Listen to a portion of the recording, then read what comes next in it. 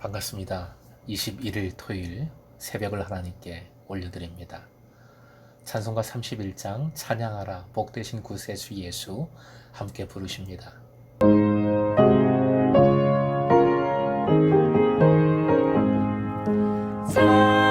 찬양하라 복되신 구세주 예수 백성 들어 사랑을 전하세 경배하라 하늘의 천군과 천사 주님 앞에 영광을 돌리세 목자같이 우리를 지키시고 주의 품에 늘 안아주시니 찬양하라 높으신 권세를 찬양 찬양 찬양 영원히 드리세 찬양하라 복되신 구세주 예수 천사들아 즐겁게 찬양해 구주 예수 영원히 다스리시니 멸망하는 주 앞에 드리세 구주 예수 세상을 이기시고 영광 주는 또다시 오시니 찬양하라 높으신 권세를 찬양 찬양 찬양 영원히 드리세. 오늘 허락하신 말씀 창세기 27장 5절에서 17절까지의 말씀 함께 읽겠습니다. 이삭이 그의 아들 에서에게 말할 때에 리브가가 들었더니 에서가 사냥하여 오려고 들로 나가매 리브가가 그의 아들 야곱에게 말하여 이르되 내 아버지가 내 형 에서에게 말씀하시는 것을 내가 들으니 이르시기를 나를 위하여 사냥하여 가져다가 별미를 만들어 내가 먹게 하여 죽기 전에 여호와 앞에서 내게 축복하게 하라 하셨으니 그런즉 내 아들아 내 말을 따라 내가 내게 명령하는 대로 염소떼에 가서 거기서 좋은 염소 새끼 2마리를 내게로 가져오면 내가 그것으로 내 아버지를 위하여 그 즐기시는 별미를 만들리니 내가 그것을 내 아버지께 가져다 드려서 그가 죽기 전에 내게 축복하기 위하여 잡수시게 하라. 야곱이 그 어머니 리브가가 이르되 내 형 에서는 털이 많은 사람이요 나는 매끈매끈한 사람인즉 아버지께서 나를 만지실진데 내가 아버지의 눈에 속이는 자로 보일지라 복은 고사하고 저주를 받을까 하나이다. 어머니가 그에게 이르되 내 아들아 너의 저주는 내게로 돌리리니 내 말만 따르고 가서 가져오라. 그가 가서 끌어다가 어머니에게로 가져왔더니 그의 어머니가 그의 아버지가 즐기는 별미를 만들었더라. 리브가가 집안 자기에게 있는 그의 맏아들 에서의 좋은 의복을 가져다가 그의 작은 아들 야곱에게 입히고 또 염소 새끼의 가죽을 그의 손과 목에 매끈매끈한 곳에 입히고 자기가 만든 별미와 떡을 자기 아들 야곱의 손에 주니. 오늘의 기도 제목 내 삶의 발걸음이 항상 주님을 따름으로 가는 길이 행복하게 하소서. 내 삶의 발걸음이 항상 주님을 따름으로 가는 길이 행복하게 하소서. 어제 말씀에는 이삭이 마음껏 자기 마음대로 에서만을 축복하고자 하는 모습을 보았습니다. 오늘 본문에 가장 주도적으로 활약하는 이는 리브가입니다.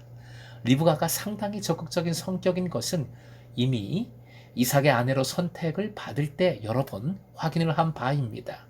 오늘 그런 모습이 다시 제대로 나타나고 있습니다. 특히 8절 내가 네게 명하는 대로 명하다의 원어 짜바가 여성 주어와 함께 쓰이는 것은 아주 드문 일입니다.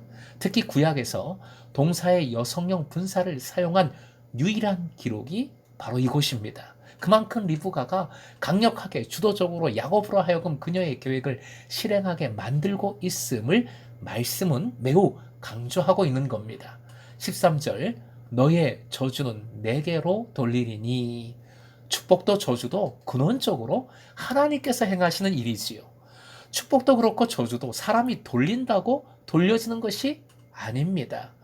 리브가의 이 표현은 그녀가 하나님과는 전혀 상관없이 오직 자신이 마음 먹은 일을 이루기 위해 지금 얼마나 독해 있는가를 말씀이 잘 보여주는 겁니다.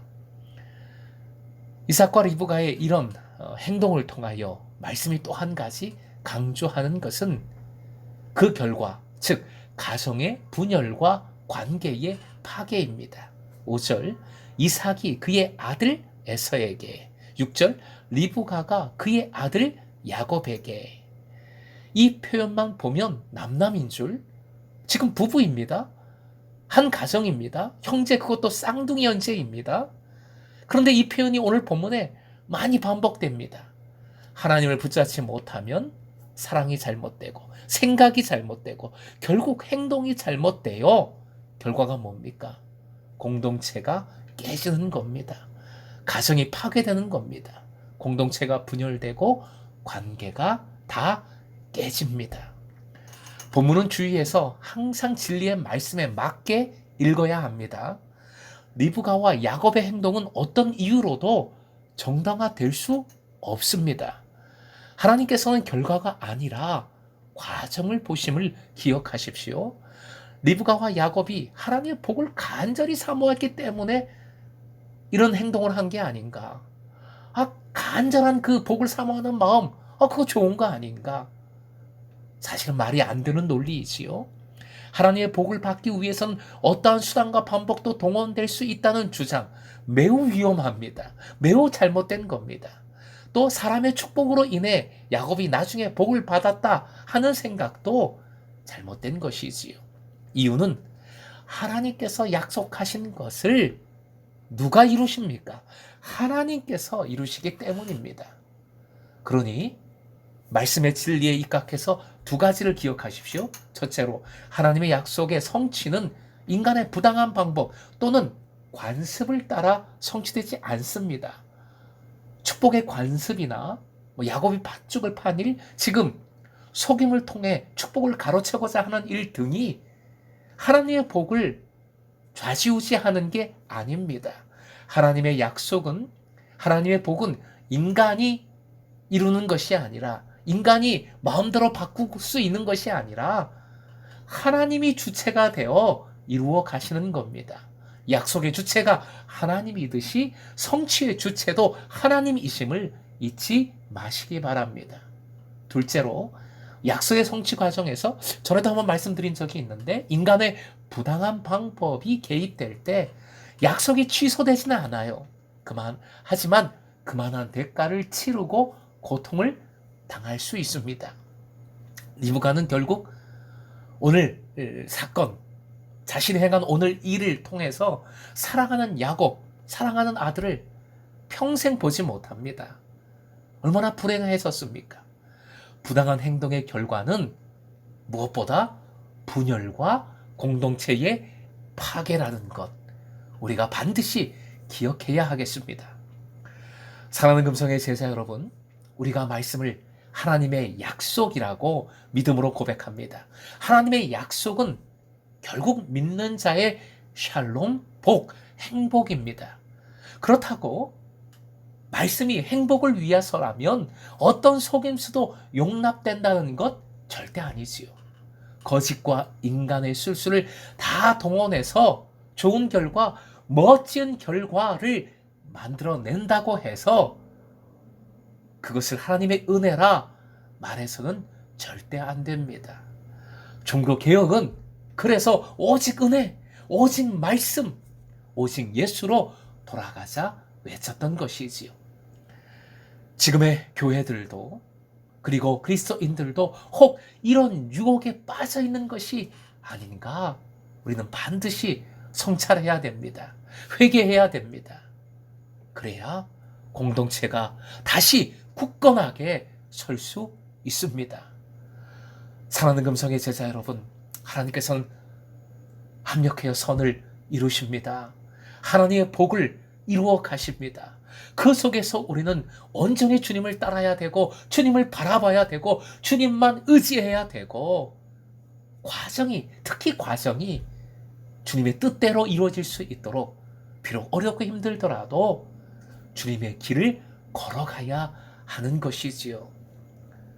사랑하는 금성의 제자 여러분, 무엇보다 여러분이 걸어가는 삶의 길 한 발 한 발이 오직 목적만을 위한 인간의 욕심, 인간적인 발걸음이 아니라 예수님과 동행하는 의로운 발걸음이 되시길. 그래서 결국 샬롬을 깨닫고 전하는 여러분의 삶이 되시길 주님의 이름으로 축원드립니다.